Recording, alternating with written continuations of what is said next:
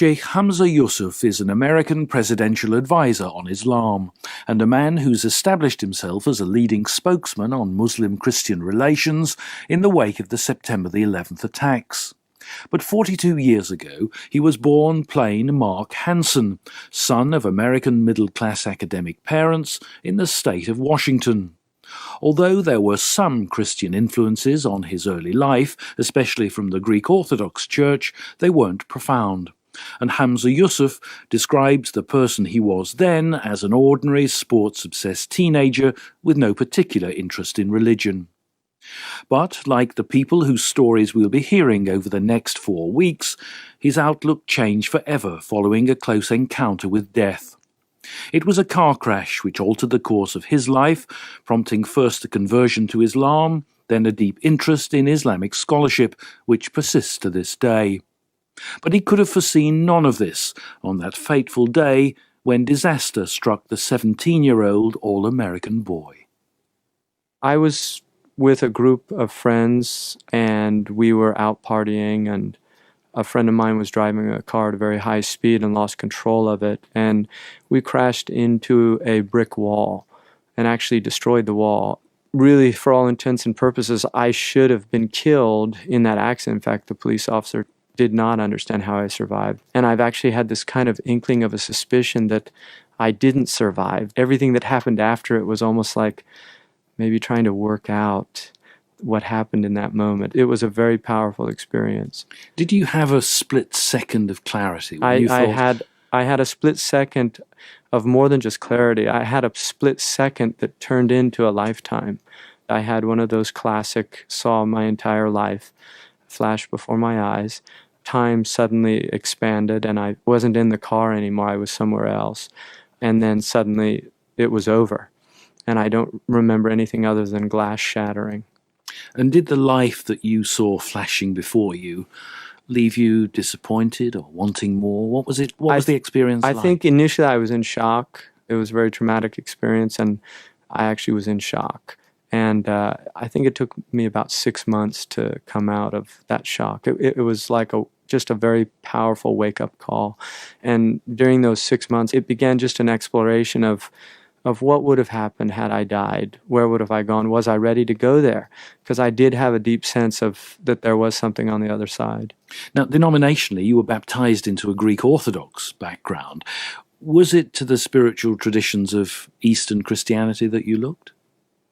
No, I think by that time I'd gone to Catholic schools, and by that time I was really looking for some other things. I think I had a lot of trouble with the organized arrangement of both Catholicism and Orthodoxy. I've come to appreciate it more, oddly enough, later on. At what point were you beginning to be drawn towards Islam after the accident? I think Islam was the last. If I had a list of religions or a list of philosophies, Islam would have been at that time at the bottom of the list. I think for a number of reasons. I think Western people tend to think of Islam as an aberration. So I think what happened, I saw a book by Martin Lings called The Book of Certainty, and I really liked the title. I didn't know it had anything to do with Islam, but that was kind of what I was really looking for. I was looking for some certainty about things. And I got that book, and there was a lot of quotations from the Quran. And I realized I've never read the Quran. So I picked up a Quran at a bookstore, and I started reading that, and that got me very interested. And then shortly after that, I actually met some Muslims. And after the accident, what kind of frame of mind were you in, which made you more receptive to the Quran than to the Bible, say? I actually was struck by a lot of the similarities. I've never felt that in embracing Islam I was abandoning Christianity. I've never felt that. I really felt that it was just kind of a next step. And I think the truths of the Bible are as valid for me today as they were when I was growing up a Christian. And having survived a brush with death, did you find that there was a greater urgency now to your life? I've felt that almost every day of my life since that time. And I think that was just a gift. I had a professor of religious studies, Ken Kramer, who once said in a class, there's a point in your life where every cell of your body realizes its mortality. He said for him it happened when he was about 28. And that happened to me when I was 17. And I think everybody does have that experience where suddenly we realize that we're not going to be here forever. Most young people don't have that experience. I think it's almost an alien experience. And that's why young people go to war, because they think they're coming back. So you had the accident, you had the aftershock, the period of reflection, then the conversion. How did life change after that? Initially, I think it was a radical change because the Muslims I became Muslim with were very, very committed Muslims. And so it was a very, I would say, radical change. I think that I had a classic conversion experience, which after I've read several books on it in my 30s, I understand it in a different light than, say, when I was 17. But I think I had a classic conversion experience, and it was quite radical. Paul on the road to Damascus. Do you think that you needed that shock to project you into the world of Islam, or would you have arrived there anyway eventually? That's a really hard question to answer. I think at the time I needed the shock, but I've seen Muslims, converts who've come. I met somebody that just liked Afghani food. You know, he got interested in Islam because he used to go to a restaurant that he liked. And the Sufis have a saying that there are as many paths to God as there are souls of people. But the shock, the crash, the That- near-death experience I changed think- your philosophical outlook as well, Yes, didn't it? very much. I think if you come to terms with mortality in a really deep way, Heidegger, the German philosopher, had this idea of a being unto death, that really life is really about embracing death. He felt the only really genuine human authentic thing that a human being can do is die. He felt that everything else was really determined by their culture and their society, but that death was uniquely your own experience. Nobody could teach you how to die, that it was really something that you would do on your own.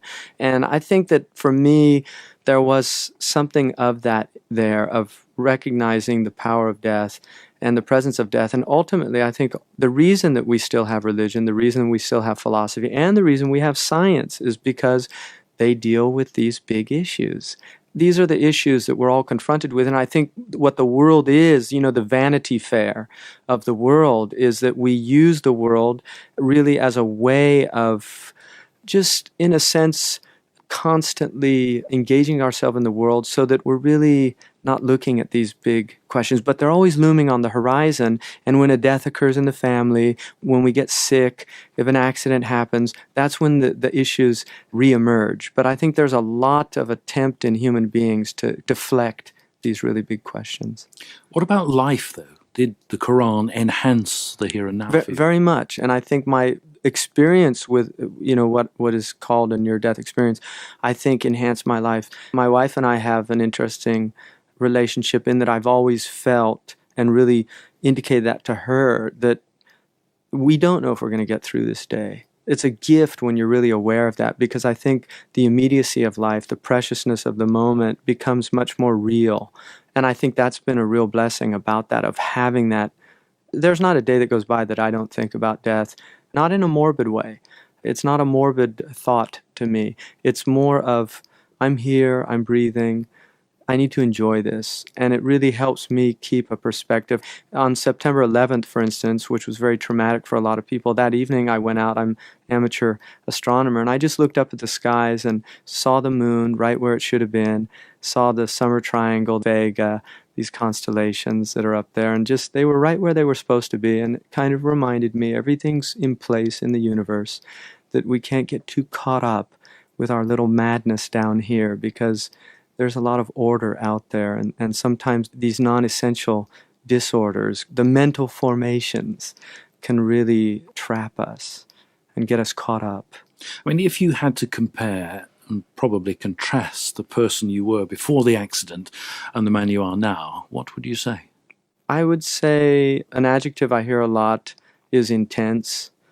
There's an intensity, and I think that has something to do with that, with the experiences that I've had in life. It's not just from that experience. My father's somebody who's lived in the world of ideas and taken life seriously and led a contemplative life. My mother was a social activist.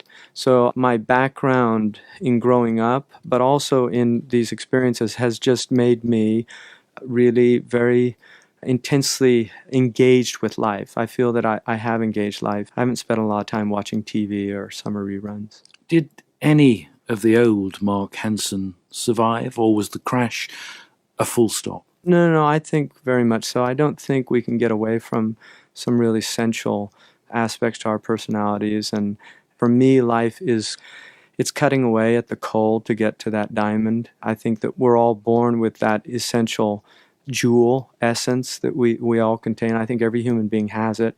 And I think that we have an opportunity here while we're here to work on ourselves. And I see life as an evolution, as a growth, and as a cutting away at that carbon around the diamond.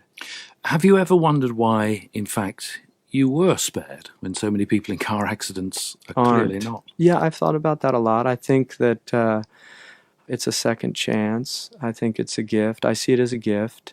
And I've tried to honor that gift as much as possible by making my life count, by making my life be worthwhile, by trying to contribute, be more productive, somebody who is out there trying to be a light in the darkness and to link up with other lights, because I think there's a lot of good people out there doing a lot of great things, and those are the people that I'd rather be with. I mean, in the end, do you think it was all an accident, or can you see a reason behind it? I think it would be a real delusional state for me to try to read the mind of God.